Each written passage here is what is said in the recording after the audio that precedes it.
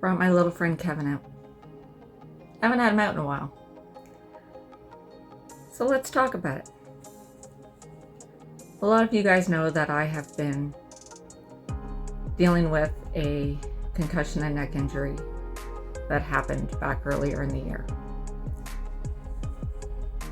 And through that, there's been a lot of physio. But there's also been a lot of therapy. Excuse me. And through it all, I've learned a lot.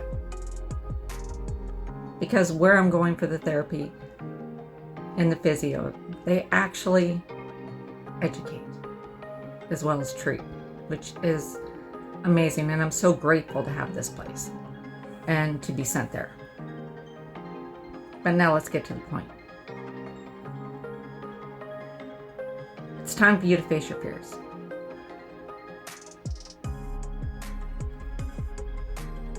You need to acknowledge the fact that that pent-up energy, that restlessness, that always being in your head, you need to figure it out. And most of you already know. I know I did. But I was afraid to speak it. I was afraid of telling my therapist exactly what I was afraid of and why. And honestly, with her, I have no reason to be afraid. So yesterday, we are Tuesday, I think the 28th. So yesterday during one of my sessions, I couldn't get out of my own head.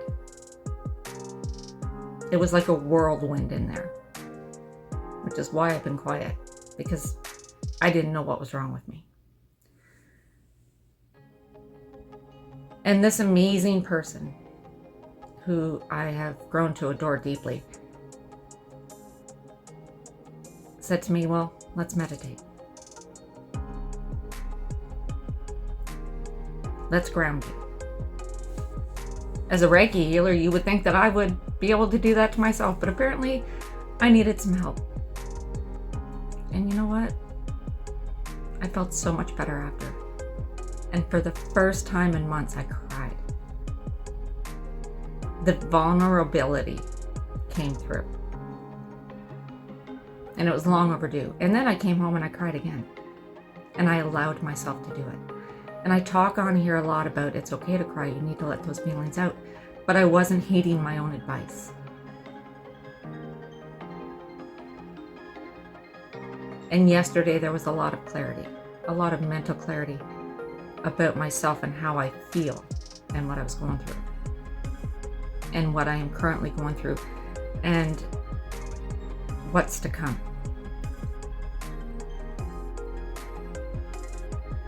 Allow yourself to feel those feelings. Don't bottle them up like I did.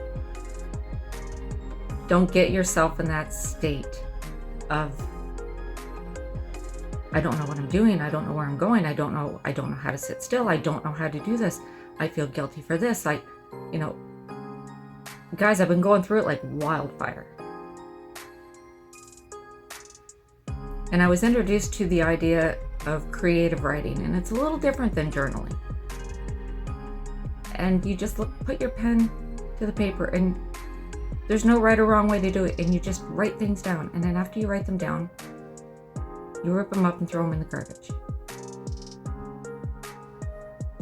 It's like throwing those fears away and not allowing them to stick. What I'm trying to say, and probably not getting it out that well, find someone that you can trust, someone that you can talk to, someone that's going to listen, and someone that's going to understand without judgment. Because having somebody like that in your corner is everything. My injury happened back in March. The treatment didn't start the first round of treatment didn't start until mid-April. the treatment center that I'm in now for this concussion and this neck injury, well, that didn't start until the end of August. And at 3 times a week, it's a lot, and it's worth it. But just know that even if you don't understand, the universe, God, source, they're gonna send you in the right direction. And it may feel like chaos at first. But you need to acknowledge the fear, and you need to know that it's okay to be angry because you're afraid. Because it's gonna happen. But don't suppress it. Allow yourself to feel it. Allow yourself to feel it before you end up with a mental breakdown. Reach out to somebody that you can trust. The universe, God, source, they're going to send you somebody. They're going to send you the right person that's going to understand all that babbling that's going on in your head that you don't. And they're going to help you figure it out. Just believe a little longer. There's somebody out there that's going to listen without judgment, and they're going to understand.